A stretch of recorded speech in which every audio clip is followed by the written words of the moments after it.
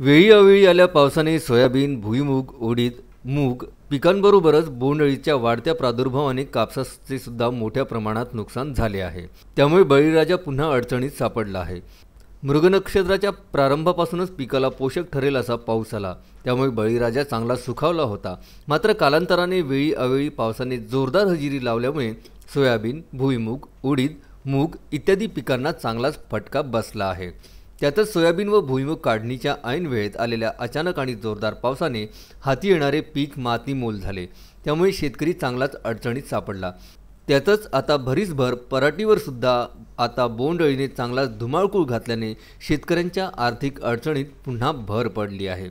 October महिन्यात आलेल्या परतीच्या पावसाने पराटीला बोंडअळीने जबरदस्त विळखा घातला, त्यामुळे पराटीची बोंडे पराटीच्या झाडालाच चढत आहेत। परतीच्या पावसाच्या अगोदरपासूनच सतत पाऊस आल्याने पराटीच्या तळापासून आलेले 35 ते 40 बोंडे गळण्यास सुरुवात झाली होती, परंतु पराटीवर बोंडअळीने जोरदार हल्ला केल्याने कापूस उत्पादकांचे मोठ्या प्रमाणात नुकसान झाले आहे। सोबतच सततच्या पावसाने तुरीच्या पिकांची सुद्धा फारशी वेगळी स्थिती नाही। तुरीला माल येण्याऐवजी तुरीचे झाड निव्वळ अंदाजे 6 ते 7 फूटपर्यंत वाढलेले आहे, पण तुरीला आवश्यक तितका फुलोरा आलाच नाही।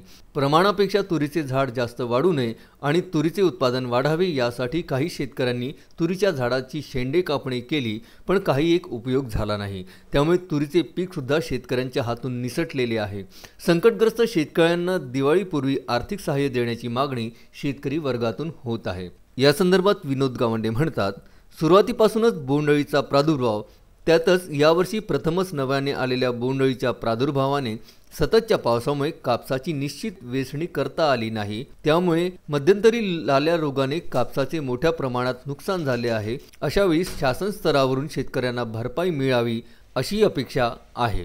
या संदर्भात कमलाताई तिरतकर म्हणतात, बोंडअळी कापसाचे मोठ्या प्रमाणात नुकसान करीत आहे। शिवाय कीटक झालेल्या कापसाला मार्केटमध्ये कापसाची प्रत खालावली आहे, त्यामुळे बाजारात कापसाला पुरेसा भाव मिळेलच याची शाश्वती नाही। त्यामुळे शेतकऱ्यांची आर्थिक स्थिती लक्षात घेता शासनाने कापूस उत्पादकांना आर्थिक सहाय्य करण्याची अपेक्षा त्यांनी व्यक्त केली। वंदा मारुती तिरतकर माझं नाव आहे। हे कापसावर बोंडअळी आली आहे, त्याच्यामुळे कापूस उरकत नाही, कापूस होण्याची काही शक्यता नाही। आता शेवट आता हे त्याच्यापेक्षा जास्तच होऊन राहिलं। पहिले कसे तरी निघे बोंड, पण आता काहीच निघत नाही। या कोरोनामुळं लस परिस्थिती नादान झाली आहे, त्याच्यामुळे आम्हाला सरकारनं काहीतरी दिलं पाहिजे अशी आमची अपेक्षा आहे। प्राध्यापक डॉक्टर नरेश इंगळे, विदर्भ न्यूज, शेंदूर जनाघाट।